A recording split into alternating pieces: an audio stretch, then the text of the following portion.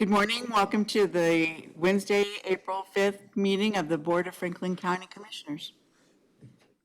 Commissioner Sotomayor? Present. Commissioner Harris? Present. Chair Dickinson? Present. Commissioner Dunn? Present. Vice Chair Waymire? Present. Please join me for the Pledge of Allegiance. Remain standing for the invocation. I pledge allegiance to the flag of the United States of America and to the republic for which it stands, one nation, under God, indivisible, with liberty and justice for all. Lord, I thank you for your servants and the servants of Franklin County. I just ask, Lord, that you would lead us, guide us, focus us to do your will. May the citizens of this county be benefited as a result of this meeting. In Jesus' name, amen. Thank you. Do we have any correspondence for organizational business? I don't believe so. Okay. We do have public comments, so a citizen desiring to speak on an item not on the agenda may do so at this time. Discussion is limited to 5 minutes. The commission will not take action or discuss items at this time. Discussion should be limited to matters of county commission business, and public comment is not permitted in regard to personnel matters or pending legal matters. Items introduced under public comment may become agenda items at a later date. Scott Hornbuckle? Supposed to say where I live too? Yes, please. It's 3326 Marshall Road. I'm actually on the planning commission, and let me say, I do not envy you guys having to make some of the decisions that's been on our plate for a while. Yeah.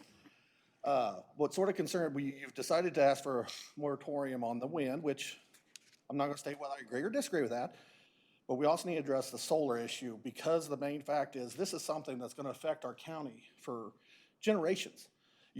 I'll be dead before these things are ever removed. All you will be dead. It'll be our grandchildren that are gonna have to do with it. So I would like to say, can we put this to a vote on like November's election and let our community decide as a whole whether we want one or the other or neither? And let them, because we're as citizens gonna be responsible for the taxes. If you say it's because of tax money, well, us as individuals, as landowners, as property owners, we're gonna have to pay the difference. So either way, it all falls back to the citizens' shoulders. So I think we should, if you guys, however get that thing started, if it's a petition, I'll work on it. But I really think it should be up to the public, not just because it's such a major thing. It changes the landscape of our whole community for generations. Is not sure what you're talking about on the difference in the taxes, but the Well, first comment you made about the putting it to a vote, that's something I asked when we first started talking about this. Asked Janet about if it was possible. You contacted Secretary of State. What's the answer you got? We can't do it. It's an advisory election, and that's something that's, there's no space for in statute. There has to be a statutory authority to hold an election. So whether that's a bond election or a sales tax election or whatever, there has to be a statutory space for having an election. And if we tried to do it anyways against their advisement, we can't use. We can't use any tabulating equipment. We can't use any of the authorized ballot information. It has to be a spot on already an existing ballot or? No, there's no statutory authority to give us the authority to hold an election. And if we do that election, we can't use any of the election equipment that we have for that election. So I would have to just type up a ballot, and then we would have to run that completely separate. It can't even be at the same polling location as a regular election. But we looked into it. I would really like the moratorium on the solar then too, until we get a comprehensive plan, because I've looked through the maps. If you read the maps and like even our statute on the commission, we're supposed to every year read through our zoning stuff and making, whether we agree with it, gonna make changes. Well, last time it was submitted was 2019. Well, solar, when that thing was, the original thing is over 20 years old, which we're planning on redoing that anyways. But at least give us a place to start that, hey, in this area, we think solar would be good. That way it takes in of agricultural land, of runoffs, because there's a lot of pluses and minuses to both of alternative energies. And I think we should put a hold on both until we get a game plan, because that our comprehensive plan, our citizens will have a chance to speak at town hall meetings and get their inputs. So it's not really elected, but they will have their opinion. Isn't that the same as a special use permit? Yeah, but a special use permit can be all, this is not a special, what I'm saying is if you open up anything in our book, open up that map, we have places for residential building, we have for highway use, expansions, look for something for energy development. There is no guidance that it can be anywhere or could be nowhere. It's a matter of personal preference, basically, at that point, and it shouldn't be a personal preference. But if we wait till the comprehensive plan, we can have input of, does this township like the idea of development there? Because we only got so many rural water lines in the county that if you put the solar farm on where we have lines to make things bigger, to expand, and there's other parts that don't, for miles, that don't have water line. I know right beside my house, there's over a mile's worth of land that has no water, so you can't have houses there. Do I want houses? Not really, but it's not up to me what I like or what you got. It's what's best for our county for generations to come, and I think we really need to have more public comment on that aspect. And the comprehensive plan will give us a chance to have that public comment, because if otherwise everything's rushed. And it's all a matter of big business and a few people making a decision. Because it's a you five and us 6 or 7 or 9 on the planning commission. We make a recommendation, well, that's a very small pool for the size of this county. And I think we need to get more involved and have something in writing with some guidance for us to even say, because you can look at that whether we're good or bad. I mean, there's nothing there. So it can be everywhere, it could be nowhere. We could come right up the outskirts of Ottawa and say, hey, we want to put a solar farm on. That's not right. Or we could put it out in the middle of nowhere and then run transmission lines clear across the county for miles and miles. So we need guidance to be able to make a legit and honest decision for our county. That's it. All right, thank you. So- Janet, didn't Lynn County have a vote on when? I thought they had a vote. Maybe we should just, Yes, on the wind only, not solar. yeah, but at least but they had a vote. That's what I was trying to figure out, I will- how they did that.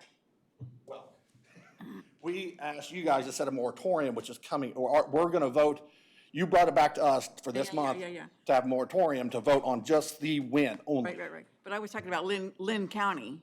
I thought they had, I'll follow up on that. yeah, I- yeah, I well, don't we'll- know about yeah. anything about that. okay. mean, I'd 'Cause I know prefer- there were signs out at one time, so. I would prefer the vote, even if it costs the county a little money. This is something that a little money is gonna really affect. Okay, all right, we'll follow up. Thank you. Thanks. All right, our consent agenda today is claim vouchers in the amount of $237,735.35. Tax change orders in the amount of minus $21,192.66. Minutes from the meeting on March 29th, and minutes from the study session on April 3rd. Motion to approve consent agenda? Second. Commissioner Stottlemyre? Yes. Commissioner Harris? Yes. Commissioner Dunn? Yes. Commissioner Waymire? Yes. Chair Dickinson? Yes. And our first item of business is discuss the EMD reaccreditation of ACE that Franklin County ECC achieved, and consider for approval proclamation for Telecommunications Week. Sarah Peffley. Good morning, Commissioners. Morning. Franklin County Emergency Communication Centers, we utilize a program called ProQA when handling any medical call in Franklin County. This program allows our telecommunicators to ask specific questions to help the caller and/or the patient during their time of need, and until EMS arrives on scene. The ECC received our first accredited Center of Excellence in April 27, 2020. And for the last 3 years, we have continued to meet the standards as set forth by the Academy and by our own center. We grade calls every week, and then we have to submit quarterly to the Academy so that we continue to meet the standards. We just got notified last Friday that we received our second ACE, and I just wanted to let you guys know. We work closely with Christy and the ambulance service, and to keep any changes that we need to set forth, make any changes that we need to do to meet the standards. We're the second ECC in Kansas to receive our ACE, and just wanted to let you guys know. No, I would chime in that that's fantastic. I say it all the time, but super proud of our dispatchers. Sarah and Janaea are both fantastic. She mentions in here, Sarah, that they have 11 dedicated employees. You know, for years here, we had what felt like a bunch of turnover in dispatch, and Sarah has all but stopped that. It's clear that she's got good staff. It's clear that they believe in her. They believe in Janaea. This is third-party verification that we're doing a fantastic job in there. So Sarah, you are fantastic. Appreciate the work you're doing. I was hoping that you would read, somebody would read this paragraph. There's 11 employees, but there's also, this is in 2022. They dispatched responders to 48,844 calls for service and fielded 56,223 phone calls. They work with 3 law enforcement agencies, 9 fire departments, and the EMS. That's crazy. Yes. Crazy numbers to be out there, and with 11 people taking all that. There is a proclamation because we are doing the proclamation because, what is it, Next week is yeah, public April 9th to safety. 15th, National Public Safety Telecommunications Week. So the proclamation reads as follows. Whereas emergencies can occur at any time that require police, fire, or emergency medical services. Whereas when an emergency occurs, the prompt response of police officers, firefighters, and emergency medical personnel is critical to the protection of life and preservation of property. Whereas the safety of our public police officers, firefighters, and emergency medical personnel are dependent upon the quality and accuracy of information obtained from citizens who telephone the Franklin County 911 Communication Center. Whereas public safety telecommunicators are the first and most critical contact our citizens have with emergency services. Whereas public safety telecommunicators are the single vital link for our police officers, firefighters, and emergency medical personnel by monitoring their activities by radio and computer, providing them information and ensuring their safety. Whereas public safety telecommunicators of the Franklin County Emergency Communications Center have contributed substantially to the apprehension of criminals, suppression of fires, and treatment of patients. Whereas each dispatcher has exhibited compassion, understanding, and professionalism during the performance of their job in the past year. Now therefore, Franklin County, Kansas proclaims the week of April 9th to the 15th as National Public Safety Telecommunications Week in honor of the men and women whose diligence and professionalism keep our county, cities, and citizens safe, signed this 55th day of April 2023. Thank you for all you guys do. It is all women Yes, still? All women? yes, it is. All right. Anything else? We need a motion and a second to. Oh, we need do a the motion and a second for the proclamation. A motion to approve. Second? Commissioner Harris? Yes. Commissioner Dunn? Yes. Commissioner Waymire? Yes. Commissioner Stottlemyre? Yes. Chair Dickinson? Yes, and congratulations on the achievement. That's Thank very you. awesome. Sir. All right, our second order of business is to consider awarding the 2023 dust control project to Scottwood Industries in the amount of $1.36 per gallon. David Lee. Commissioners, you all approved the solicitation of bids back on January 25th. We opened those bids in the clerk's office on March 23rd. Scottwood Industries, once again, submitted the lowest bid at $1.36 per gallon. Last year, it was essentially $1.19, which represents just over a 14% increase. This is the largest increase that we've seen from Scottwood in my time. But like most things, expenses are going up. When are you anticipating having it done? Usually. We're planning right at this minute, the last week of April or the first week of May is kind of what we've discussed. Right, affirmative motion would be I make a motion to award the 2023 dust control to Scotwood Industries in the amount of $1.36 per gallon. So move. Second. Commissioner Dunn? Yes. Commissioner Waymire? Yes. Commissioner Stottlemyre? Yes. Commissioner Harris? Yes. Chair Dickinson? Yes, and the third item of business is to consider awarding the corrugated metal pipe bid to Wellborn Sales for 43 various size pipes in the amount of $19,977.12. And then the high-density polypropylene pipe to Conmat Incorporated for 34 various size pipes in the amount of $24,213.09. And Commissioners, we put this bid out on early March, and we pretty happy with the number of bids that we received on this. Wellborn Sales came in lowest on the corrugated metal. And unlike the dust control that went up 15%, the price on the pipe actually dropped by about 34%, which is a significant thing. My understanding is that part of the reason for this is that a lot of these companies are sitting on pipe that they've had for some time. Hopefully, the prices remain like this, but the indication I got is that it might not. And then Conmat, again, was selected for the plastic pipe that we're doing now, and that represents about a 14 or 15% drop from our last order. So that bodes well as well, for us as well. So happy to answer any questions. Right decision not to stock up on them a couple months ago. We were just buying only what we needed. Yeah. Okay. Affirmative motion would be I make a motion to award the corrugated metal pipe bid to Wellborn Sales for 43 various size pipes in the amount of $19,977.12.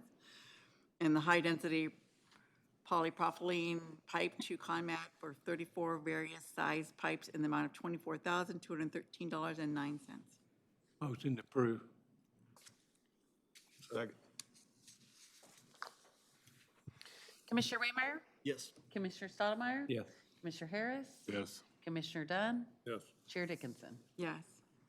And the next three, I think, are Pat Toth, Planning and Building Director. The first one is to consider the approval of rezoning application 2211-2017, Bowling, to rezone approximately 5.125 acres from the A1 Agriculture District to the RE Residential Estate District, and to rezone approximately 35.12 acres from the A1 Agriculture District to the A2 Transitional Agricultural District. Good morning. Good morning, Commissioners. Yeah, so as you just stated, this is one of our commonly take 40 acres, take 5 off where there's already an existing house, leave the other 35 for a new parcel. Both are going to go from A1. One will be considered an RE and the other will be R3A, the 5 acre being R3A. This property is located at what's commonly known as 3958 Louisiana Road.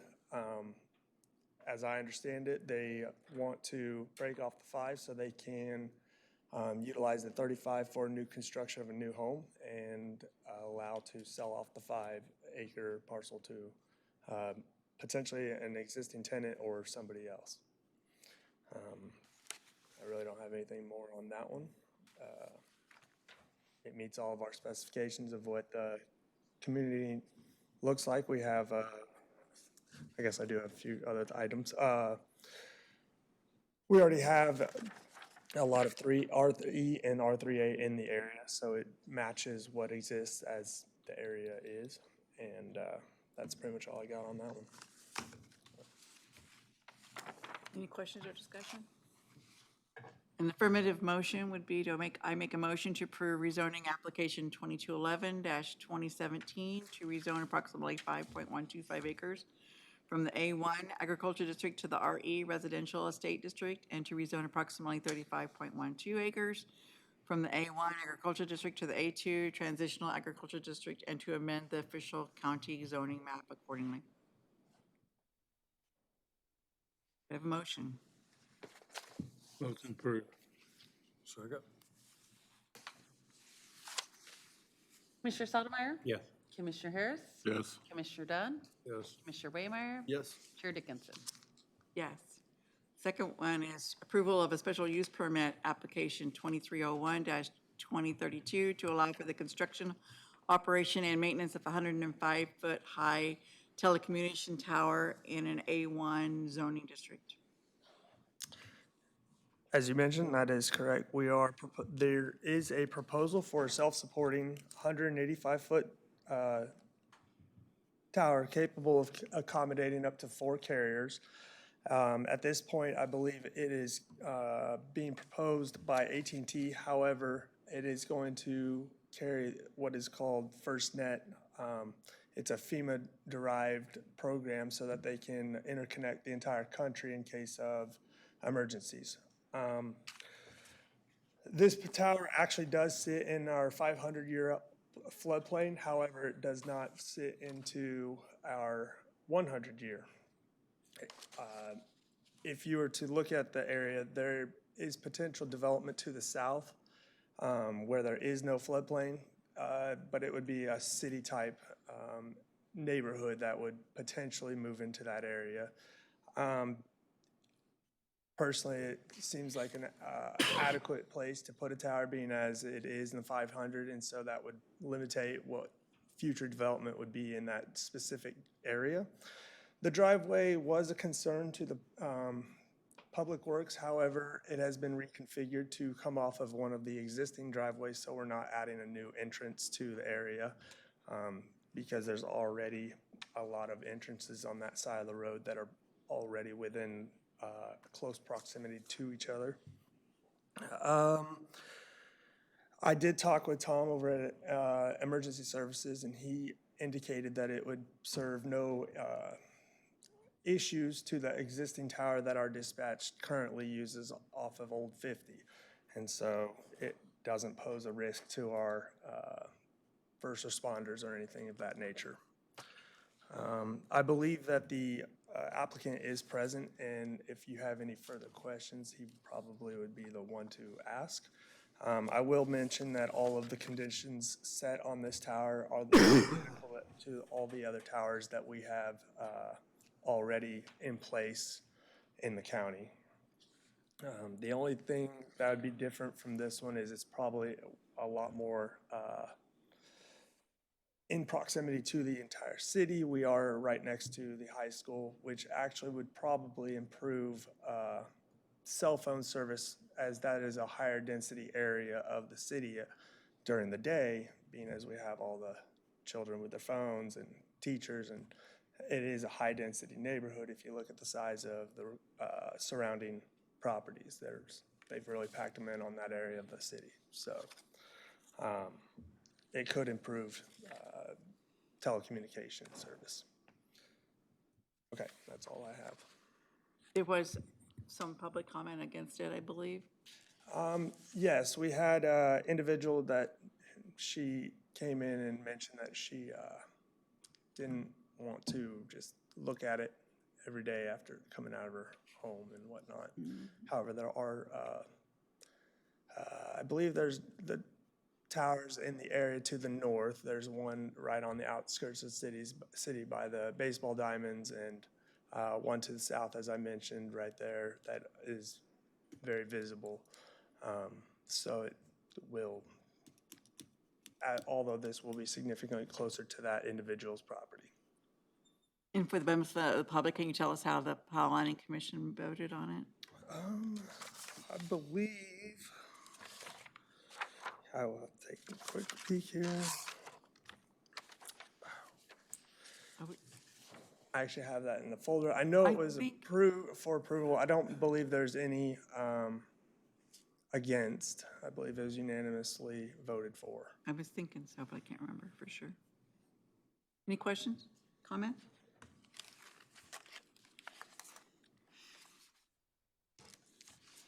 Okay. An affirmative action would be, let me get down there.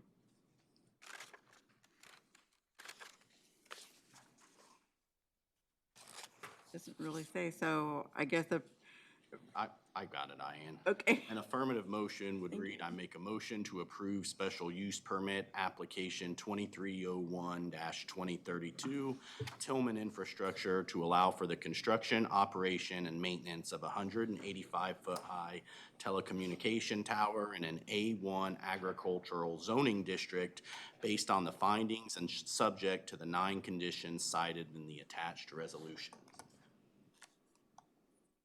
Motion to approve. Second. Yes. Commissioner Dunn?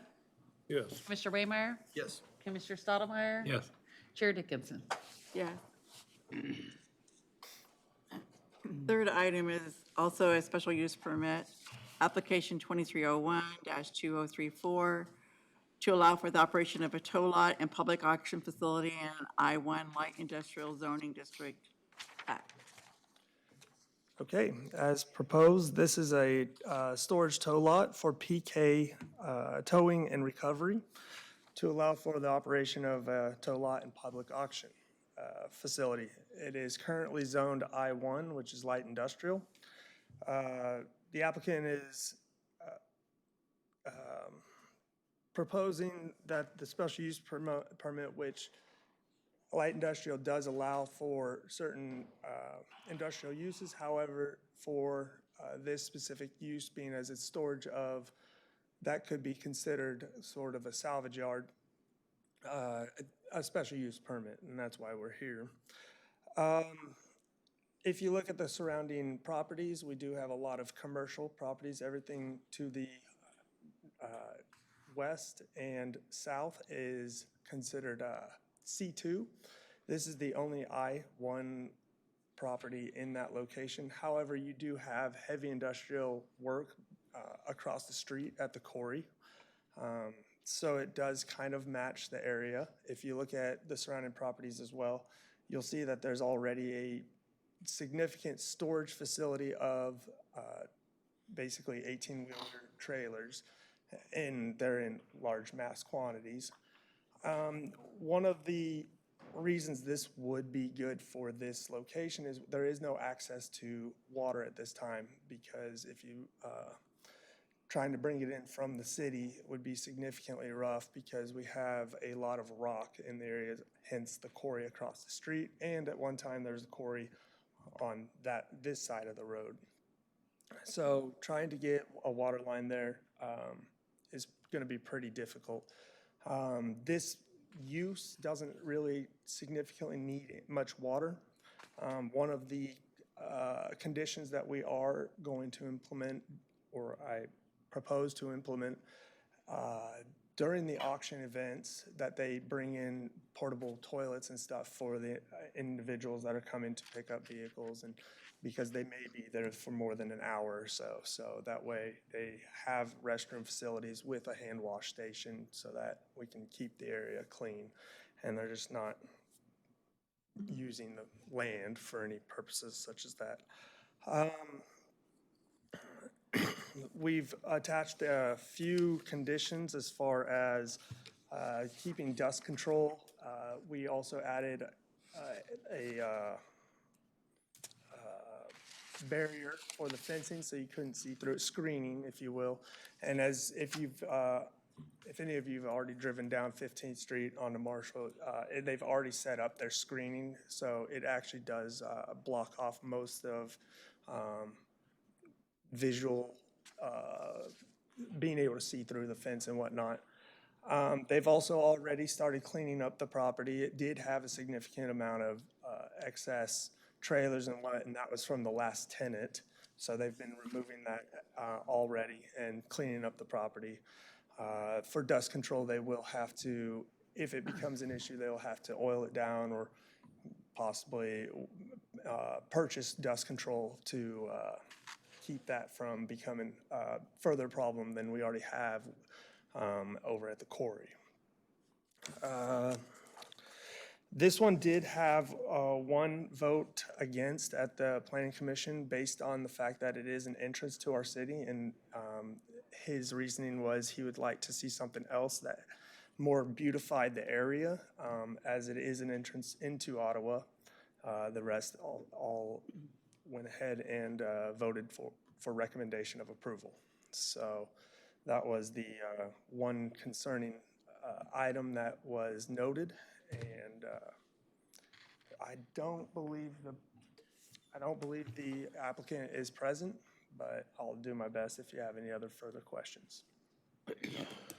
Is there any, so you can't get water from the city, but there's a church across, is there any way you can get, I mean, it just seems that it is too bad it's right there on the highway that you can't do something else with it, but, I mean, if you can't, you can't. I assume that church is on rural water from the, coming from the east, and so Yeah, there's water on the other side of the interstate. coming through the interstate would be a significant task. Again, it's doable, I'm not saying it isn't. And with this special use permit, if they ever were to stop conducting business, then we could potentially rezone it. But we're not adding any real structures to the property, so that is another reason that this might work out. If ever utilities were to be brought in, we could either rezone it to more of a commercial use, but being as we're not putting a heavy industrial structure up, it would be easily transversed into whatever we want or whatever is requested. But once this goes out of business, if ever, it could be converted into a more commercial use. But the reason everything is very industrial looking and industrial-like is probably the lack of utilities as it is now. And it is, I mean, you can't tell the future. I think there would also be the opportunity to potentially utilize the interstate right-of-way. Again, another very significant distance for a new water line, but it would be, I mean, if you throw enough money at any problem, you'll probably solve it, so. Yeah, I drove by it yesterday because I had somebody complain about it, that they had already put the fencing up and we hadn't even approved it yet, but. Right. You know, it's not any worse than it was before, really. And there's a old double wide that's there, and I'm hoping that that'll be possibly still being removed. I believe because that is that to was be owned by the removed. previous Yes, owner. I believe that's to be removed. And they're having to go through the state as well to get the license to even do this because it does fall under salvage yard type operation. And so talking with the state, they did not require screening. That is actually going to just be us locally. And the screening was not, the fence was already in place. So and you're right, they did put it up, but And you still doesn't- can kind of see what's in there if you look, but. sure, if whatever, you're, yeah. absolutely. But I they did think- what you asked. There's one more thing. I think that's all I got for now. You have a thing in here about lighting too, and that's. good. Yes, if they're to add lighting, and I believe they will for security purposes, and that reminds me of what it was. Yeah. Their lighting will have to meet all the specifications to kind of a dome lit down to the lot to keep it from spreading to neighbor light pollution leaving the premises. I do have a memorandum from Sheriff Richards stating that this is a good opportunity for the Sheriff's Department because that's kind of what brought this all upon. PK Towing was operating in a residential area, and that disallowed them from being able to be on the call list for the Sheriff's Department when a car is on the interstate dead or there's an accident or a drug bust or something to that nature. And so there's really limited options for the Sheriff's Department, and this allows for one more lot to be on the list, which is already dwindling due to, I believe, they're down to maybe, I believe, just one lot at this point, and this will at least give them a secondary lot if there's nobody available at the first one, and vice versa. So it's I kind think of the city of Ottawa also did not want it, though. They did not want it due to the same concern that it does not meet their regulations of what is allowed in their industrial. It does work with our regulations, but not their version of their zoning codes. How many auctions are they gonna have a year? We're limited them to 4 a year. And I believe that's going to be on Sundays, 8 a.m. to, I believe 2 p.m. So very limited. We didn't want them doing it every week and whatnot. But if they're not even recovering 30 vehicles at a time, then it could be as less as 2, 1, 2, whatever. It's really dictated, but 4 maximum. Any other questions, comments? I think the biggest concern, it doesn't turn into a junkyard. I share the same concern. I do. I believe that's why we established the amount of vehicles. I do know the applicant is going to store his own personal camper out there on the backside. As we put in that kind of diagram of what their lot is going to be, that's supposed to be somewhat representative of how he's going to have the layout. The building is for, the building will be utilized for storage of vehicles that say there is a drug bust and the police would like to come back and be able to search the vehicle a little more thorough and things like that, but they need to be secured inside. So the building will be utilized as storage as well. So it may, and I guess I do share the same concern that it could potentially look like a salvage yard. However, I believe these individuals have 2 lots in the middle of Olathe, and I'm pretty sure they have some pretty stringent requirements as well, and they seem to follow them as proposed. Well, if a car is involved in an accident, they're not going to haul it to this kind of facility, right? They're They gonna- will haul it here for temporary holding, just to get it off the road, and then it either the insurance company comes, picks it up, or at Salvage auction, yard. it disappears. But it won't stay there until after the auction. Then they just take it to an actual scrap yard and remove it. Yeah. All of these vehicles are temporary. And I personally, even though it wasn't zoned for it and shouldn't have been happening, their previous lot, we did have to, it was off of Shawnee, and they were pretty good about getting them out of there because I think there's more than 2 vehicles, so we sent them a violation letter. This is back when Larry was here, but we did force them to at least put them inside, and they had in the past proven to comply with anything that we required. Okay, if you want to move forward with this, an affirmative motion would be I make a motion to approve special use permit application 2301-2034 to allow for the operation of a tow lot and public auctions of facility in an I-1 light industrial zoning district based on the findings and subject to the 12 conditions cited in the attached resolution.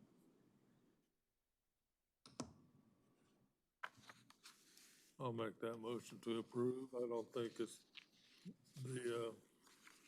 gonna change the appearance out there right now any worse than expectations of people coming off I-35. It's what it is, what it is, and it's not gonna change that, so.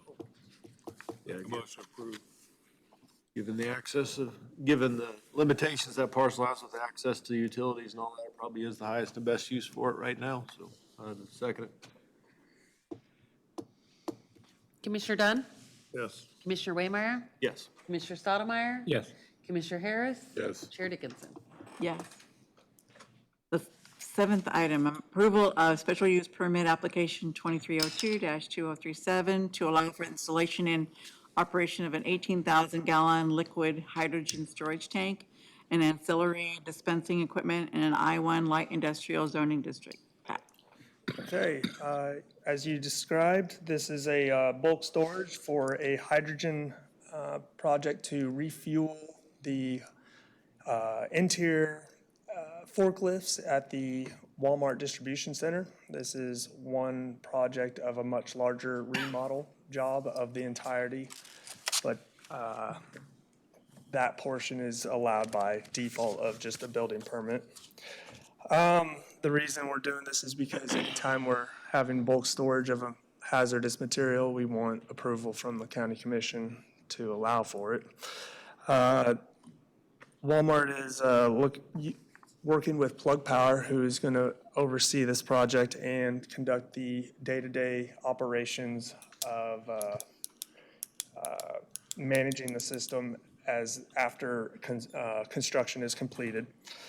The proposal is an 18,000-gallon liquid-filled hydrogen bulk storage container, and along with a 57,000 cubic standard cubic foot hydrogen storage container, which is the bulk storage of 18,000 gallons is liquid hydrogen, and then the 57,000 standard cubic feet hydrogen storage is actually a gaseous form that vents off of that.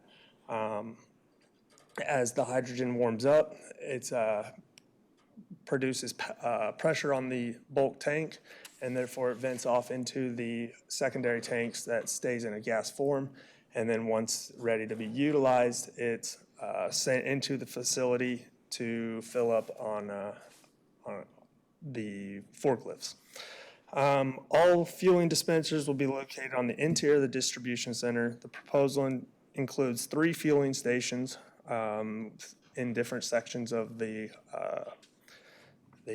distribution center. Attached are an email of the isolation zones. If there are to be any an evacuation zone, Tom had created an evacuation zone to show if there was ever a catastrophic failure or something of that nature, that we would isolate that area and evacuate that area. That actually reached outside of our 1,000 feet of the notification, so I hand-delivered notifications of the Planning Commission meeting to individuals that were inside the evacuation zone but outside of our normal mailing list. So we did get some extra people to show up and voice concern, one being a property owner to the south who lives adjacent to the natural gas lines that are currently in place with the pipeline that's coming through and all their valves and everything like that. He was concerned that if there was ever a catastrophic event, wouldn't that lead to a chain reaction to potentially lead to more catastrophic events with the natural gas line. As I understand it, we do have a lot of safety mechanisms on this, and if you read into the conditions, we've established that those must be in place once construction is completed, to include all of the alarm systems, shut-off valves, pretty much anything that could stop any type of actual event. We do have an individual on Zoom that can further detail the system itself. He's from Plug Power, I believe. Okay, so I believe he's online. If you guys have any questions for him on that front. Do we have any questions for him before we get him on? Are there questions about this project? Pat's done a good job of laying it out. And is this something that has been happening? Is this something Walmart's done? Yeah, so Walmart's done this, Amazon's done this, Home Depot's, every large big box corporation is tending to go this way. The whole point is so that they can stop wasting batteries, and it's basically a fuel cell and they no longer have to waste the plastic and the lead and all the other components to batteries. And so it's replacement for waste is what it I is. talked to him at the planning and zoning meeting, and he said like this is like the 50th distribution center that they've done this with. Okay. So, yeah. We need to bring him on, or are you guys ready to vote on this? I'm ready to vote. Okay. All right. I gotta get back to it again. Pat, do you know if that big Walmart DC in Topeka has this system? Did they install this system? I believe they did, actually, yes. From what I understand, they did that a couple years ago or something. So we're actually they're doing it in phases, and we're actually on the back phase, as far as updating, because this actually is gonna, this is one portion, but the rest of the project, they're automating pretty much a third of the entire facility. So that's just part of We what have they're tanks doing. all over the county, big propane, Yes, we storage do. tanks. Yes, This we is do. nothing compared to that, because if something happens to this, it'll just go up in the air, so. An affirmative action would read, I make a motion to approve special use permit application 2302-2037 to allow for the installation and operation of an 18,000-gallon liquid hydrogen storage tank and ancillary dispensing equipment in an I-1 light industrial zoning district based on the findings and subject to the 16 conditions cited in the attached resolution. Yeah, motion to approve, second? Commissioner Waymire? Yes. Commissioner Sotomayor? Yes. Commissioner Harris? Yes. Commissioner Dunn? Yes. Chair Dickinson? Yes. And then our last item of business to discuss the community partners for funding in the 2024 budget. Janet Paddock is going to lead us in this discussion. Okay, Commissioners, as provided in previous years, I provided on your agenda various information for you guys to look at. One, I provided the overview from 23 to the 24 proposals from each of the community partners. I also provided the annual, all the past information for the past Back 7 to or 8 15. years. And then also I provided the recommendations that each of you provided to us as your leadership team to start the conversation on how you would like to fund these for the 2024 year. Okay. I don't know. Janet, do you just want to start at the top? Yeah, I'm Start just with thinking maybe. CASA and discuss them one by one? Sure. The first one is CASA. They had received $15,000 in 2023. Their request for 2024 was 20%, which was a 33% increase. And it looks like the average that the 5 of you submitted on your recommendations was 16,200, with the low being remaining flat at 15,000 and the high going to 18,000. I'll start I was the low because I found out after it all happened that the current executive director is leaving. And so I don't know where this is going, and it doesn't seem like they're making a lot of progress with the money that they had, but I would be glad to entertain any other discussion. I was on the other end of this one, just simply because,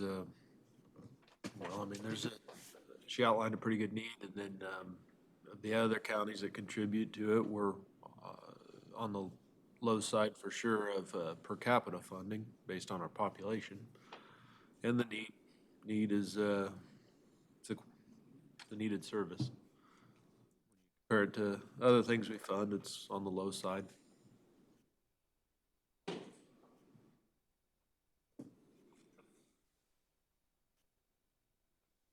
I would be glad to do the 16.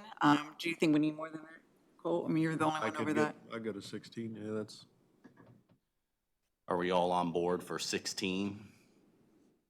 I think. And I would point out, and I think you're all aware of this, today, we're just allotting amounts for the 24 budget. You will formally approve this in September when we formally approve the budget.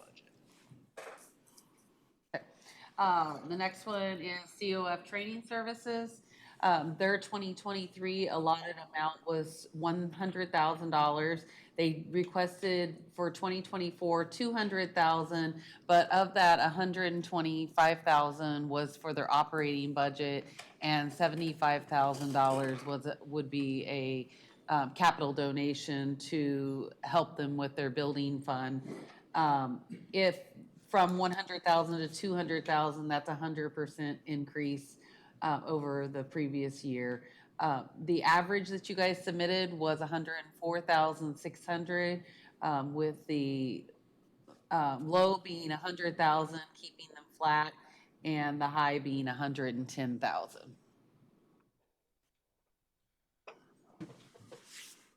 I was staying even.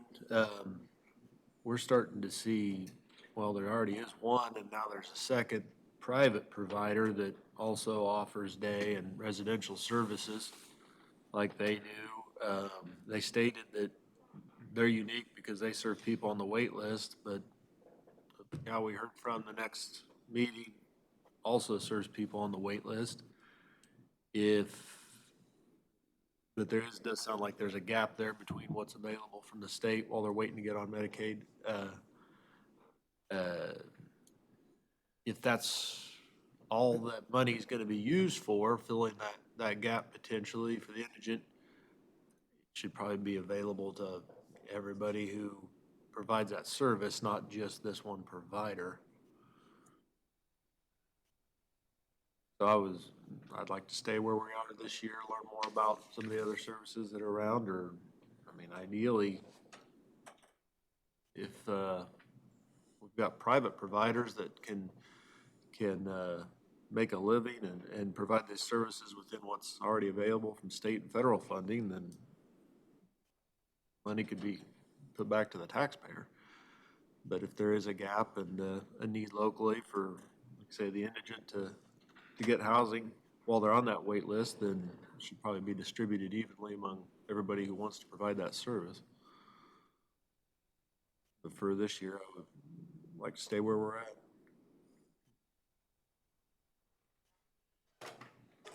Other thoughts on this? Yeah, just that I don't feel that the taxpayers should be in the business of purchasing a building. I mean, if somebody made a bad deal or doing a bad deal, that's not our issue. I mean, it's different if it's a facility that provides service to the Franklin County and that's like something like the fairgrounds or the courthouse or anything like that, So I don't have a problem with a little increase, but I don't want to go towards that purchase of the building at all.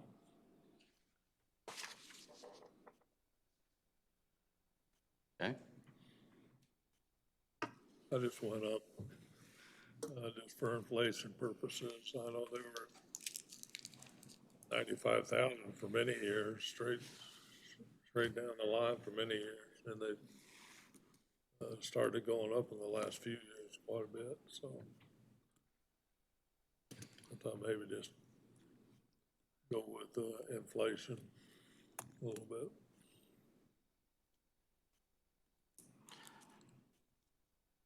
Ian, what do you? This is not one I have a big call on, so I would be willing to go wherever anybody wants to go with it. Rod, do you have strong thoughts on this? No, I don't. I'm pretty firm on staying level.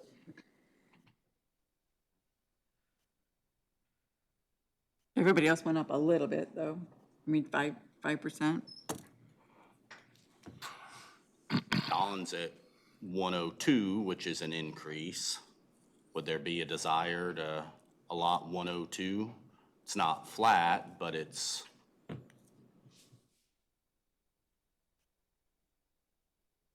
No, it's not the average or the median, though. I mean, It's Well, two- those a 2%. numbers- It's a 2% increase, I'm sorry? 2% increase. Yeah. Those numbers are just there for Yeah, I know. illustrative purposes. Just to move it, I'm okay with the 102. Rod, Yeah, that'd be fine. Bolton, No, okay. Roy, what do you think? I'm fine. Okay. Ian, what do Yeah. you? So four of you are okay Consensus with at 102. 102, okay? Elizabeth Layton, oh, never, sorry. That's you. Okay, Elizabeth Layton Center, they are at $183,750,000 for 2023. They requested $192,937 for 2024, which was a 5% increase. The average that you guys submitted was 191,161. It looks like the low was 185,000, and the high was the full amount, 192,937.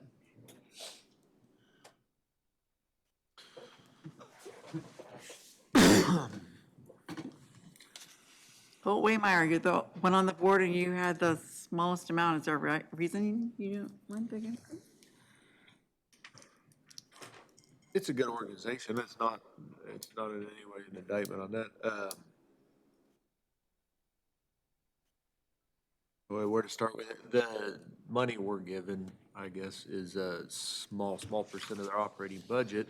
I do think we should do something to keep up with, inflation, but I guess any additional funds I'd like to see tied to specific services rather more than so if we wanted to say, do something more specific for the jail and inmates and there, or any kind of intervention with, community services, but, more targeted funding as opposed to just general lump sum. My thinking was that when they get accredited this year, hopefully, that their financial situation will be very much greatly improved. But I thought for one more year to give them a 5% increase would not be. Yeah, I mean, these That's are what I was funds in thinking. perpetuity and kind of a drop in the bucket for that purpose. I'm not against it.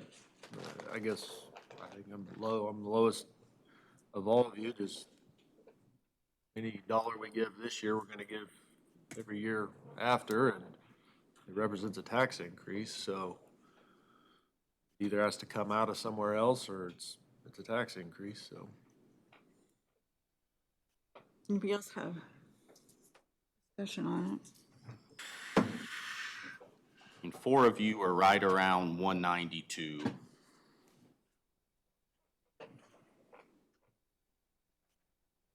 But Colt's also on that board and pretty thorough understanding of their operations, I think.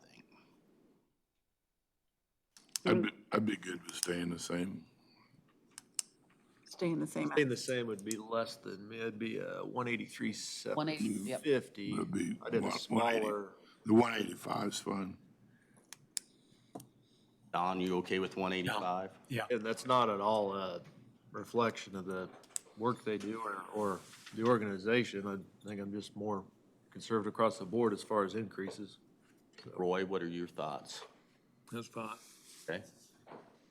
4 of you at 185, it sounds like. Ian? Yeah, Colt's on the board, so he knows better than anybody their financial situation, so. Okay, the next one is the Franklin County Agricultural Society. They were funded at $12,100 in 2023, but we did allocate ARPA funding for them for their restroom project last year at $10,000.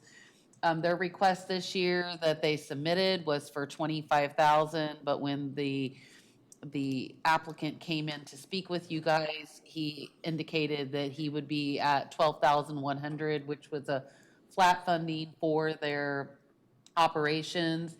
And then he would like to change what that $10,000 was for ARPA funding to $5,666 and do their wiring project in their barns.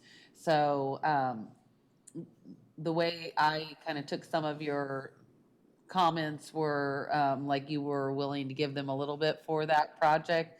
I'm not really sure, so you guys might need to explain.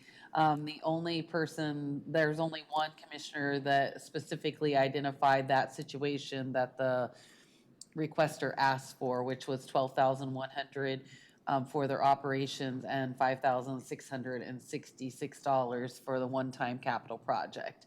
So, I think that was me. We're convoluting an annual allotment with a capital project. I don't know how we could give them more than they're asking for. So Yeah. 12,100 for an annual allotment to me is, I'm gonna be And that was firm me. on that, but we've done it in the past. I'd be happy to work with them on a capital project, but that's, to me, a separate agenda item and a one-off thing. That's what I did, the 12,100, because that's all they asked for, and I didn't identify the other because we already had it, we already have it. We Absolutely. already have it put away. That's what I'm saying. I'm gonna let you, you guys Yeah, so- identify what you meant by your comments. So, there were a couple of you that, provided some additional funding, so, up to 13,000, one of you said, and one 17,800. So I'm not sure how that would break down. Were you in, oh, that was you that had the extra. No, that was Commissioner Dawn. Commissioner Were you in- Stottlemyre was at Were you 17,800. including your electrical in that, Dawn? Yes. All right, so do we just want to stay at the 12,100 that they asked for? But we don't have to go that way. That's just the way I came up when I talked to Janet and got a little further information. I just added the electrical in, and we can go whichever way you want to go now. So it sounds like 12,100 with the understanding that we can help with the capital project. Okay, the next one is Franklin County Conservation District. They had a funding level of 47,500 in 2023, and they requested an increase up to 56,000 for 2024, which was 17.89% increase. The average from you guys' responses was 49,820. Which the low was 48,000 and the high was 52,250. And I'll start with this one because mine is the high one. I feel like this agency is one of the ones that got hurt the most when we kept everything flat. They don't have additional funding, and the funding that they do receive is mostly matched. And so they, every dollar we give, they get more.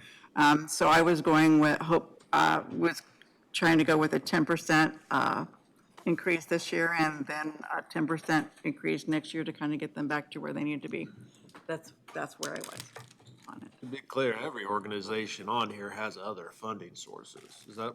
But not they what- don't. They don't have a lot of other funding sources. That's what I just said. Ours is Yeah, the they do. main on this one.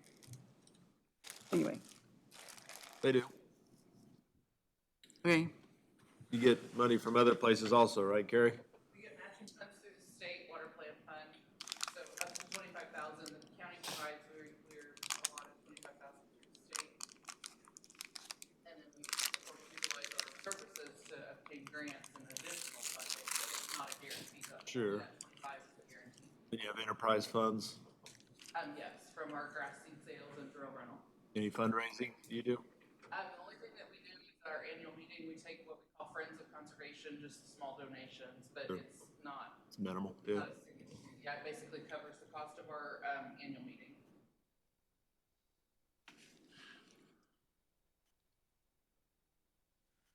Any other discussion? Personally, I'd go along with the average funding for all of us at the, at 49,820. How do you feel about 49,820, Rod? I'd be good with it. Diane? I'd like to see a little bit more. Okay. Roy? 49,820? Bolton? I mean, I'm pulling everything lower, just to try and keep the tax increase down. You've got a majority without me. Okay, I've got 3 at 49,820, so you want to put that in? Okay, the next one is Franklin County Development Council. For 2023, they received 64,375. They requested an increase to 67,593, which was a 5% increase. And the average funding that you guys provided was 67,275. It looks like that Commissioner Waymire was the only one that came in lower than requested at 66,000. So FCDC asked for 67,593, and I see Commissioner Harris gave 67,594. So he believes that you're worth a dollar more than what you even asked for, Paul. 2, 3, 4. You may have just wanted to one-up the rest of the commissioners. 4 of you are at that request. Any reason to deviate? Cole, do you have any? Yeah, and just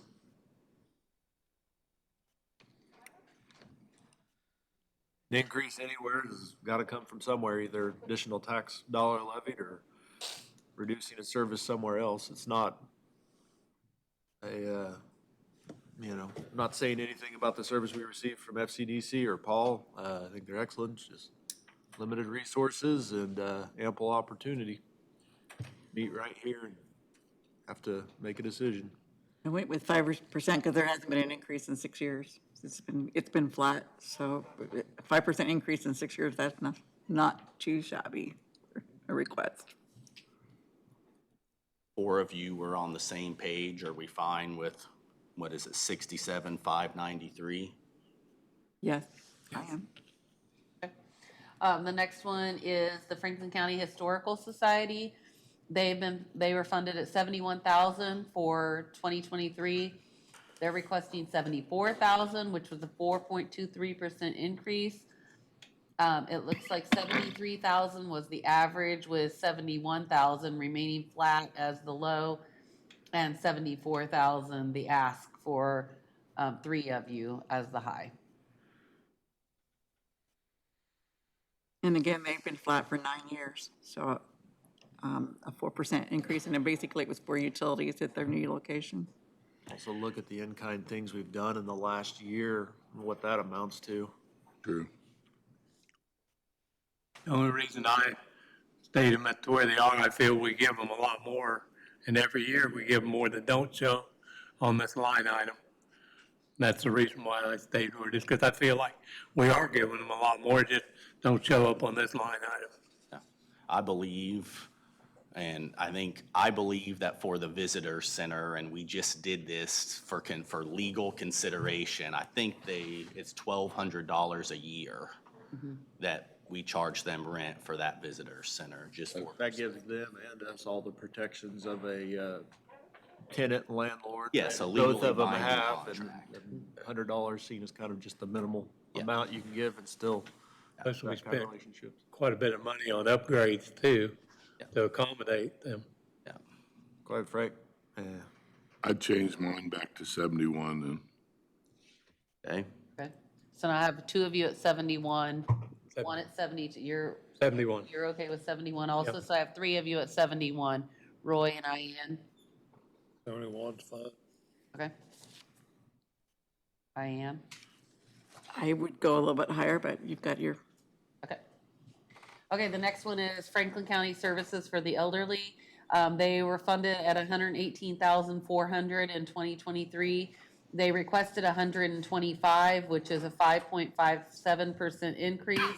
The average funding submitted by you guys is $122,880, with the low being 118.4, which is staying flat, and the high being 125 from 3 of you, which was the full ask. So for years, funding that we gave to Area Agency on Aging and then also meals went through Services for the Elderly. Wasn't in the packet that we got from Elderly that showed this, but I got a copy of their budget.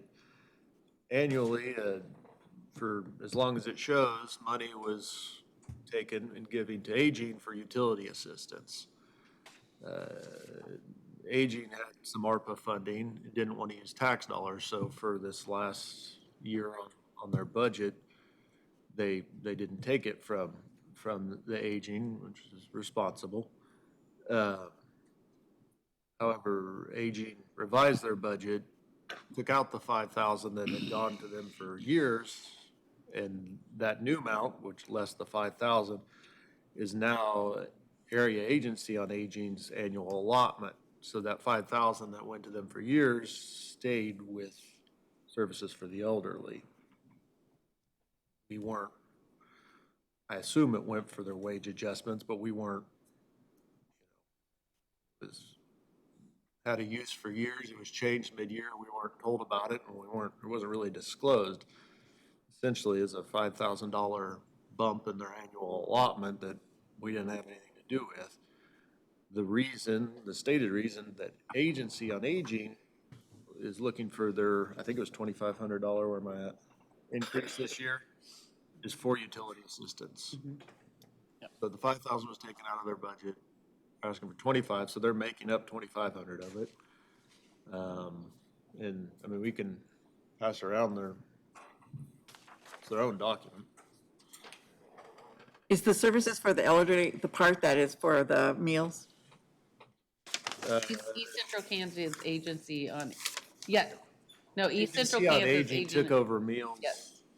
So the Agency on Aging is the meals one and the other one is or is it the other way around? The services for the elderly is transportation.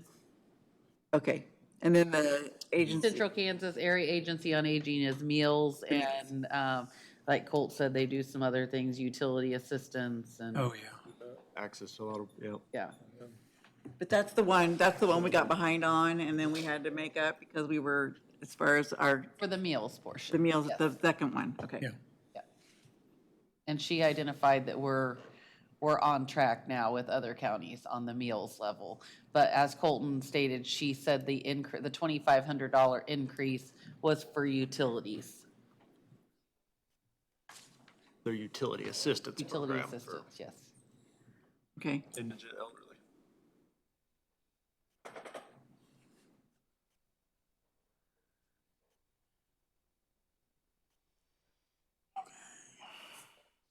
well, I wouldn't mind going back to the, backing it down a little bit to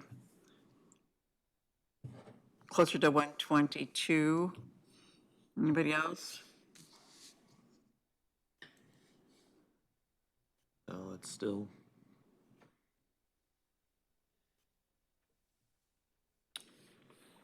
You're saying 122? Yeah, I think 5,000 of it, if we're just gonna,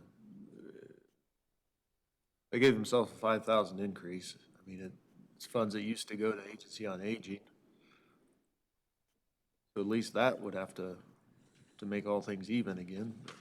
So if you took that 5,000 off, That'd get you to 120. that'd get you to 120, which is an increase. What are the group's thoughts on 120? I'd be all right with that. 120. Colt? I mean, I stayed even, which is what, 1,000 something less, 1,600 less? Than Don, what- what are your thoughts on 120?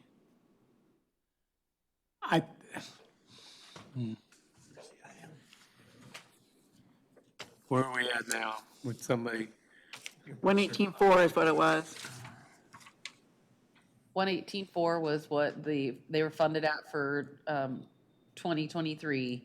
The discussion is at 120 for taking $5,000 off of the request for the utility assistance program. Okay. 120. But the utility assistance program is for the next one, right? Yes. There you go, I got it circled for you. That used to be something that was offered apparently in their budget that you're looking at, of $5,000 to the East Central Kansas Area Agency on Aging. And it was stricken from their budget last year. So it's not being given from Services for the Elderly to East Central Kansas Area Agency on Aging anymore, Yeah, for years and years it went through them.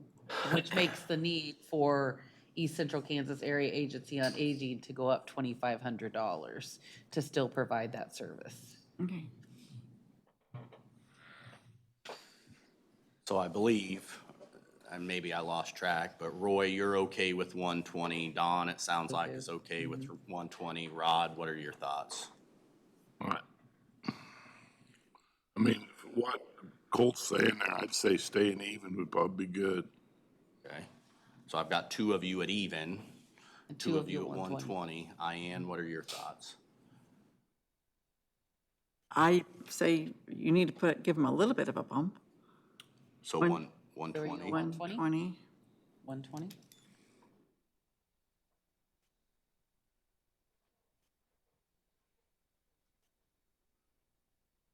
Okay, the next one is East Central Kansas Area Agency on Aging.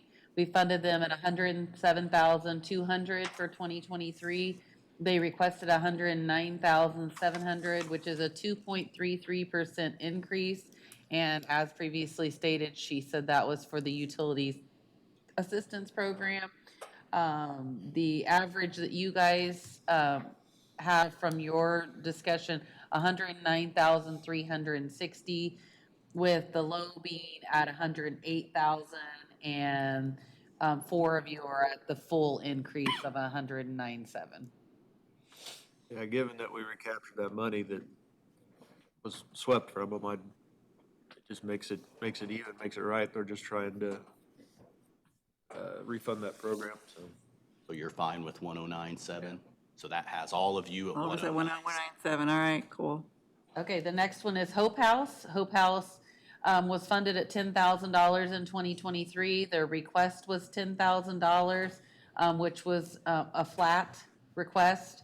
One of you recommended $5,000, 2 of you recommended $5,000, and the other 3, $10,000. I was one of the ones that did 5,000. When we initially did this, it was to provide emergency housing because of inclement weather. And it sounds like their program is pretty much under control in that instance. And so then they were coming up with another use for the 5,000 but that wasn't what we were originally put it out there for. And then I'm just going to throw one more thing into the budget. I'm on the United Way board. United Way does no longer really receive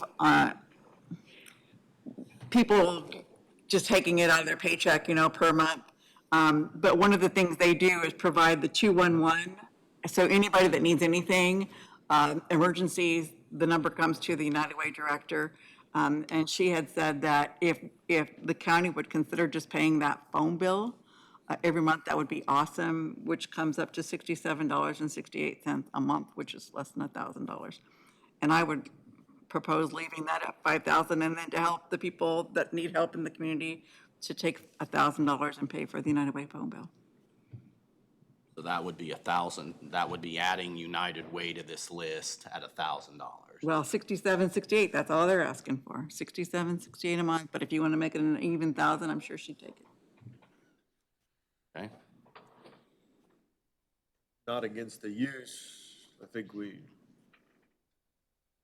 big picture, there's any number of groups in town that do good things, undoubtedly good things for the community. Where do you stop?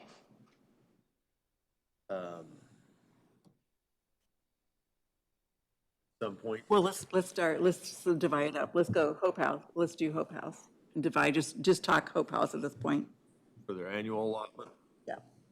I'm with you. It was presented as a one-time deal. It is for the homeless, where I struggle with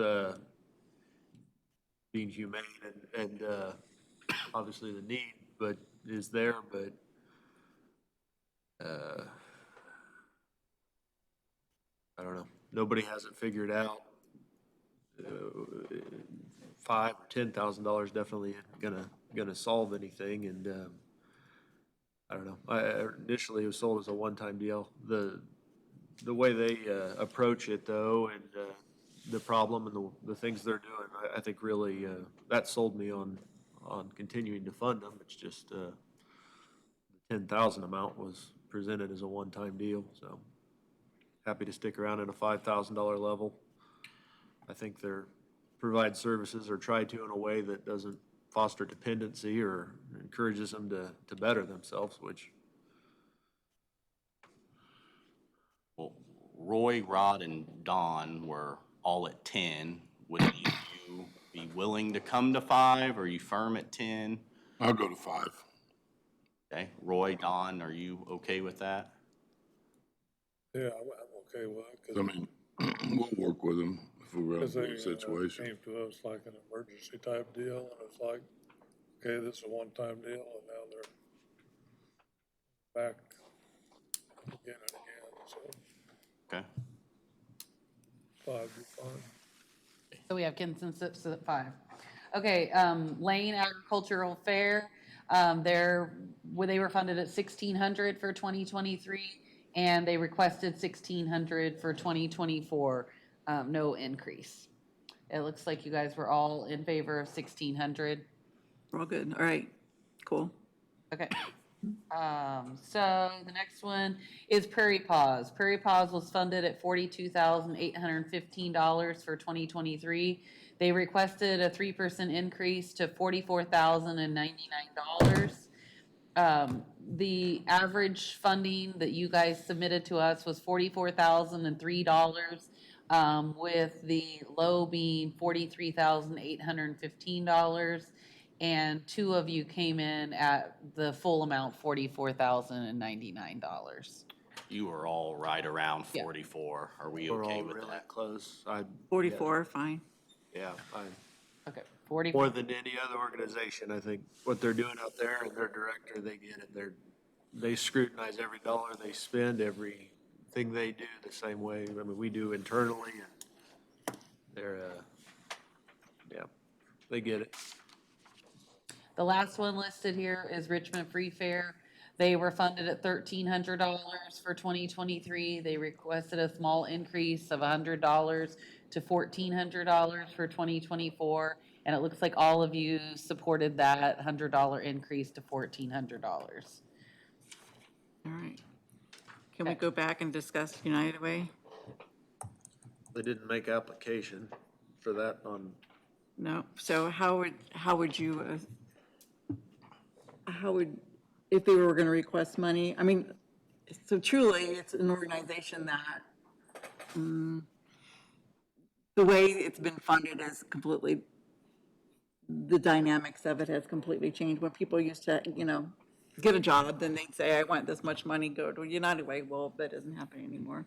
So, so right now, they're getting funded by sponsorships, like when they have a golf tournament or whatever, they do sponsorship.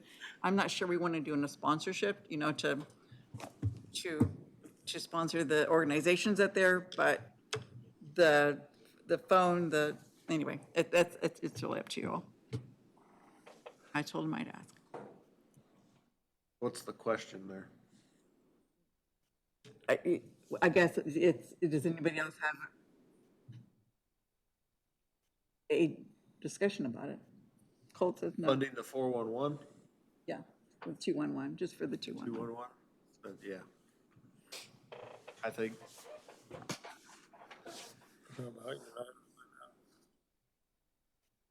To support the 211 phone, which is anybody that has a problem. And she's getting so many of them. Huh? The crisis call. Yeah. do we want to add this to what we do? Or do we want to take funding from somewhere else, something else we do, and prioritize this over it? Are we looking to grow? I would like to add it to what we do, but it's completely up to you. Okay, so if we're gonna take this from this outside organization and add it, I mean, there's any number of organizations in town that do good things but aren't essential services, I guess. Well, and that's why They would all- I'm not saying it, not for the good things that they do, because they do good things, but this is for the crisis. This is actually the crisis number that so that's the only part I'm asking you to help with. Sure. I just suggest to give them what they asked for on this one. The They're 14. not on here. They're not on the list, is what she's saying. No. They're not on the list. And you all have the option of requesting that they come in here and present. Yeah, I was just, Which would be great. That'd be fine. So are the five of you okay with just tabling this until somebody from United Way comes in and has Oh, I'm this sorry. discussion? Okay. Cool. All right. Would you like me to send them the community partner application to fill out so you guys can take a look at that when they come in to discuss? Do you want it to be a community partner situation? Would that be the easiest way to do that, is to make them a community partner? I think that's probably semantics as much as anything. It would be a clean way for Janet and I to track it. Okay, I think it also gives you guys more information rather than them potentially not providing you the financial information, so you guys can make a decision whether, you know, this is a need or something like that. okay, all right, I'll let him know. All right, thank you. Okay, so what we have here then for what we've discussed today, we have CASA at 16,000, COF at 102,000, Elizabeth Layton Center at 185,000, Franklin County Fair at 12,100, the Conservation District at 49,820, Franklin County Development Council, $67,593. Historical Society, $71,000. Services for the Elderly, $120,000. East Central Kansas Area Agency on Aging, $109,700. Hope House at $5,000. Lane Fair at $1,600. Prairie Paws at $44,000. And Richmond Free Fair at $1,400. Do we need a motion then to accept, to, Won't hurt anything. I think that's what we've done in the past, is made a motion to approve these based on the final approval of the budget. Did you total them? I did not. Would you like me to do that? Be good to maybe know what we're spending additionally, what the increase is.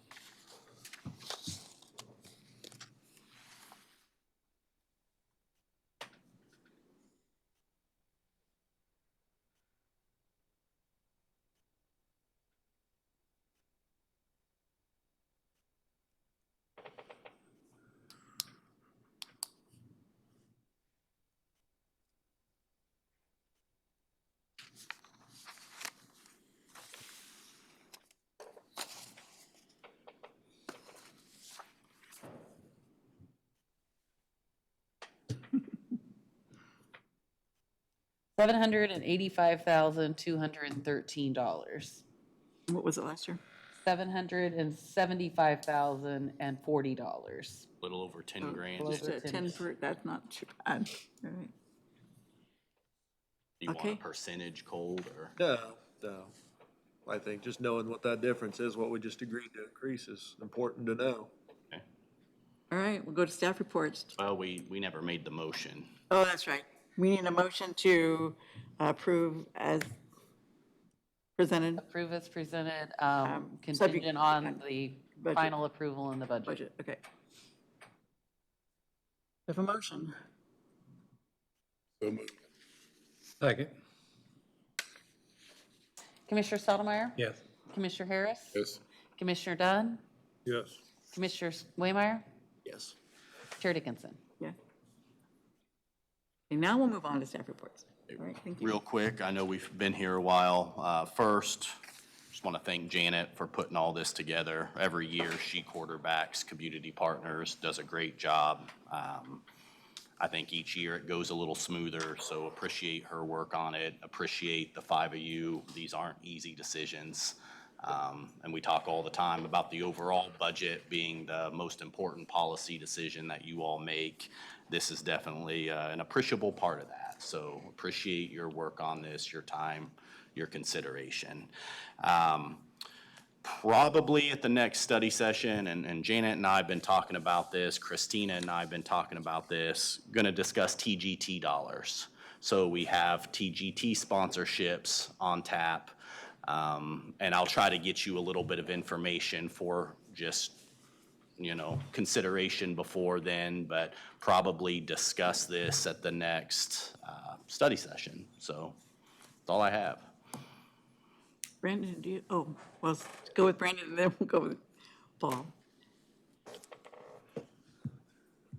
He was taller than you, I saw him first. Just a couple of, Things by height now, I'm like, all right. I'm gonna win everything then, right?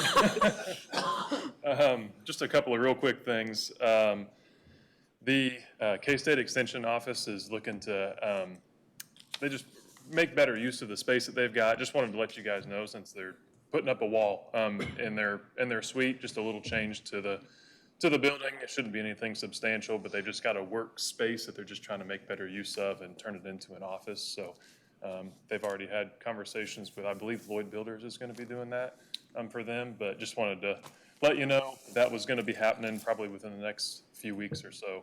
On their dime. Yeah, right. This is totally, We already discussed that? I thought the board, that already came before the board. That's been some time ago, but it may very well I think so. have. I couldn't remember for sure. I if think you- they had already Okay. been in here to discuss that, yeah. Okay, I know it's been kind of a long road for that, but yeah, they're finally moving forward with that. Secondly, so as spring is coming upon us and we're getting into some warm weather, the fall, we talked about those wooden statues that are on the courthouse lawn. We took down the one that was in really bad shape that was about to fall. We discussed this and we were gonna remove both of them. We never got around to the other one, and we're gonna do that now, so in the coming weeks, that's gonna be coming down. So just wanted to let you know that that one's gonna be disappearing as well. Just to recap, they've reached the end of their life. They're rotten and they're falling apart, and they're really cool to have, but they just really weren't permanent. They were never meant to be. So they're reaching the end of their life, and we gotta get them taken down before they fall down. So that's all I had. All right, thank you. All right, Paul Bean.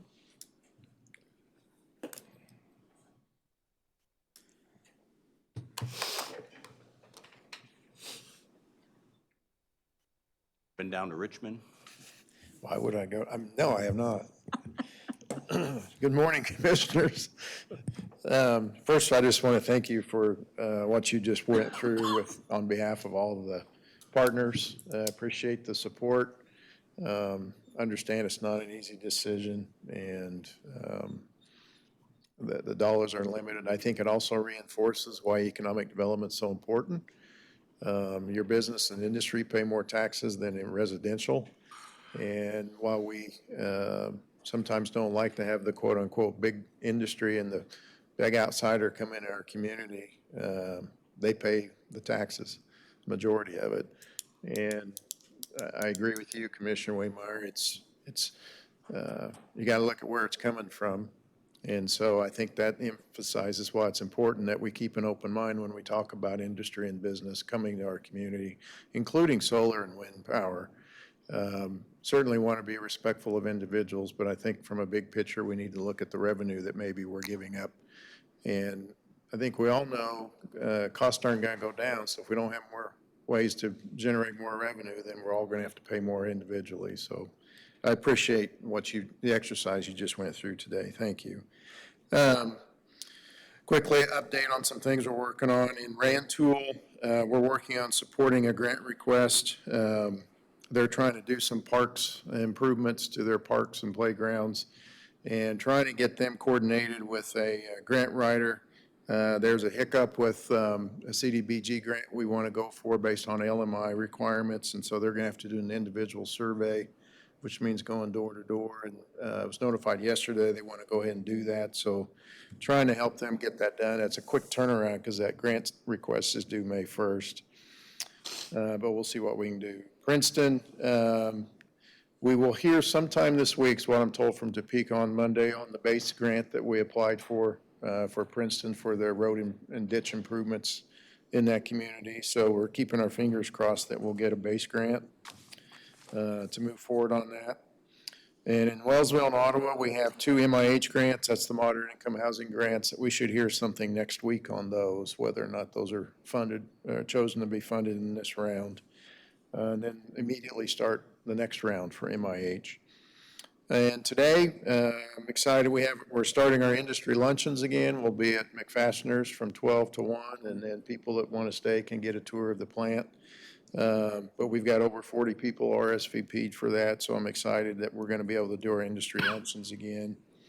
And then Friday, as you may recall, E-Community or Entrepreneurship Communities under the umbrella of FCDC. We're hosting the Chamber Coffee Friday at 8 o'clock at Corner Market, and we'll be able to share the news of the first loan that we are granting, loan and grant, to a local business here in Ottawa that's starting up. So we're able to partner with the bank, a local bank, and provide some resources to help that new business. So we'll get to announce that on Friday as well. So those are the highlights, but happy to answer any questions. Okay. Thanks again for your support. Thanks, Paul. Pat, do you have anything else? All right. Kyle? No? Dustin? No? All right. David Lee? So last week, I attended a KDOT District 4 meeting down in Chanute. Got an update from KDOT. They've got a lot of work going on across the entire state, but specifically in our area, there was like 20, 21 different projects. In Franklin County specifically, they've got several mill and overlay projects. They're going to finish the section on I-35 south of town, and they're going to do another section north of Ottawa as well.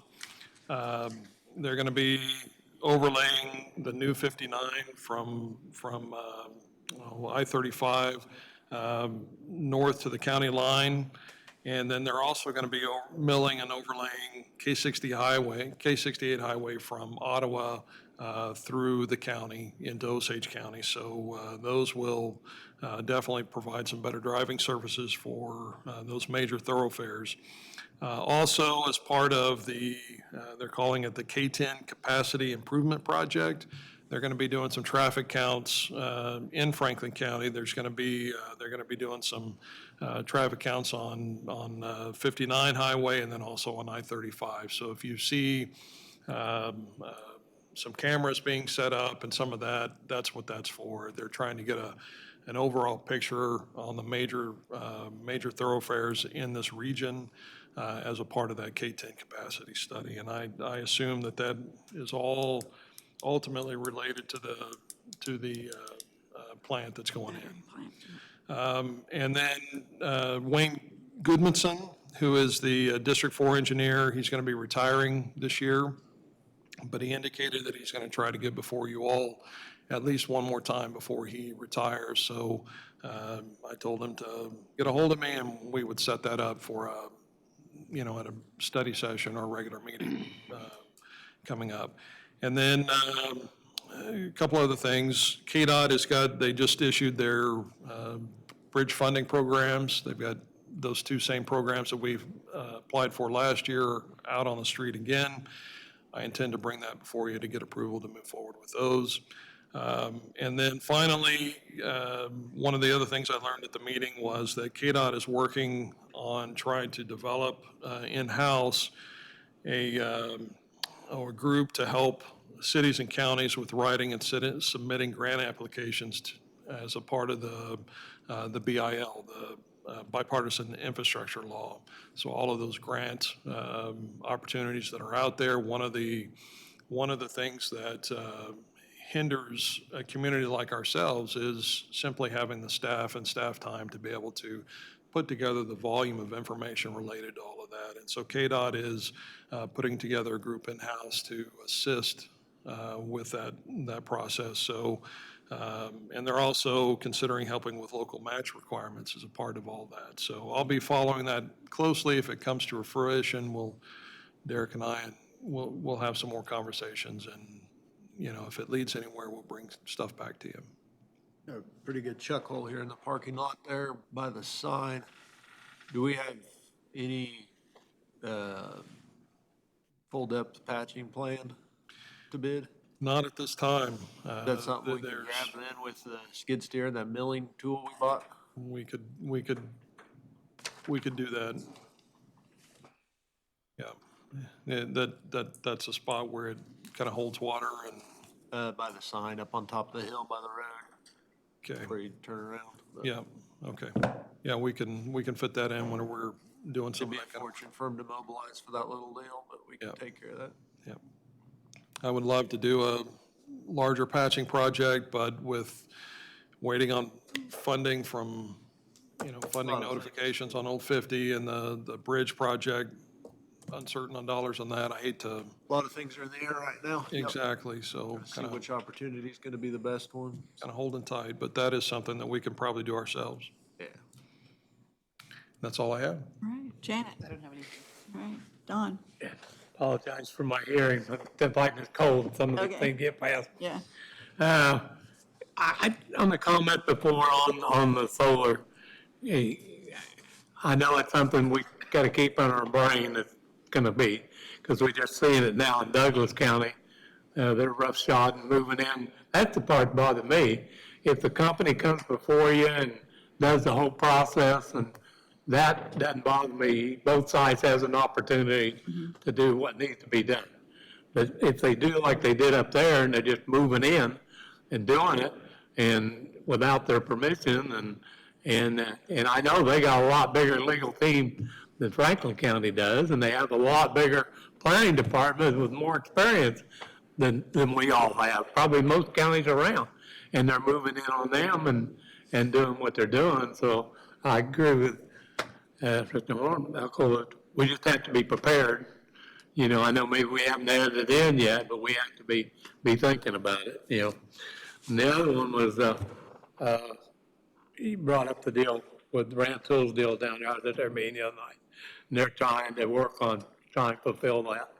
And there was a statement made on national news that the debt ceiling, and that could affect us, is because to the one side, one of the things they're asking for is pull back all the unspent COVID funds that hadn't been spent that people still have, and ARPA funds that haven't been allocated, that they're talking about wanting to pull them all back too. So I just think that's something we need to keep on our radar on that. I mean, we need to investigate everything that people ask for, but we don't want to deprive them if, you know, us lose it. I think with our ambulance and everything, it's locked in, and the other money we spent is gone, and so we just need to, what we got left, I think we need, if, maybe they won't even go that direction, but I know that's part of their conversation. Who's having the discussion? I'm sorry, Don. Federal government. Okay. On the debt ceiling. That's one of the things one side is asking for.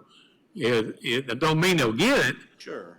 but that's one of the things they're asking for is to pull back all the money that hasn't been allocated. If I could just say, we have already filed our first report, and I'm getting ready to file our second report this month, by the end of this month, with the federal government for our ARPA funds. And according to our report, we have already allocated all of our funds because we dedicated all of ours to lost revenue from the pandemic, which was a perfectly acceptable, and we were well within the range to do that. So we allocated all of ours to lost revenues. So all of our funds are already allocated. Where you guys may have not decided what you're going to spend them on, they have all been allocated in the federal government size. That's what I meant. So all the entities that have still out there, we're okay. Yeah. Okay. Which your point is well taken regardless. We are ready to have that discussion, so, but yes, we're fine. See, that's the first, Janet taking care of that, and I didn't realize that. But it'd be a real danger for counties, larger counties that don't have that $10 million option to, well, that receive funds well above 10 million. Thank you. Yeah, definitely. I don't have anything. Anything? Anything? I just got a couple, Wednesday I had a KAC board meeting, Friday I went to Chamber Coffee for Life Care. I went to the Legislative Coffee on Saturday, all three of our ladies were there. Still a lot of crazy stuff going on in Topeka. I'd be glad to have it all over so they go home and not quit making bad decisions, but anyway. I jumped in to see Vicki Hughes, our new Register of Deeds. She said a couple of weeks ago, it would have been a different story because they were in the middle of still the training, but they said the company has been really good about answering all their questions, and so they are. You're talking about the software upgrade? Yes, the software, and just her being new and doing all that with the software on top of it, but they're doing pretty good in that office, and that's all I have. Anything else? Otherwise, we have a luncheon today, if you're going, and that's all I have. Motion adjourned.